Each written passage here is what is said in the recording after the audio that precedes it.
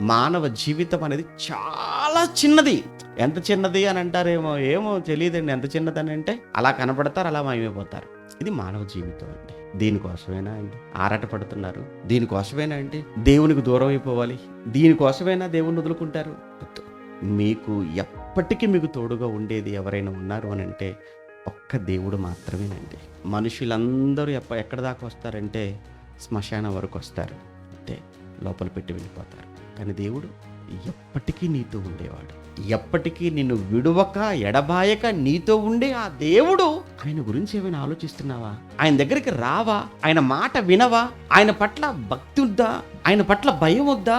ఆయన కొరకు ఏమి ఇవ్వవా? ఏమి చెయ్యవా? ఎవరైనా కానీ నీ కొరకు ఏం చేయగలరు అని అంటే ఎవ్వరూ ఏమీ చెయ్యలేరు. మళ్ళీ చెప్తున్నాను, యోబు అనేటువంటి ఒక భక్తుడి గురించి బైబిల్లో రాయించినప్పుడు అన్నీ ఉన్నప్పుడు అందరూ వచ్చేవారు. ఒకరోజు అన్నీ పోయాయి యోబు గారికి. చివరికి ఆరోగ్యం కూడా పోయి ఒళ్ళంతా కురుపులైపోతే ఒక్క బంధువు చుట్టం అన్నవాడు దరిదాపులకు రావట్లేదు. ఒక్కరు కూడా. మనలో కూడా చాలా మంది ఉంటారండి. మనమేమో తెగ ఫీల్ అయిపోతుంటాం. ఏమండి మా బంధువు బోళ్ళంత మంది ఉన్నారండి, మా అమ్మ ఏమండి అసలు మాకు చాలా బలగా ఉందండి.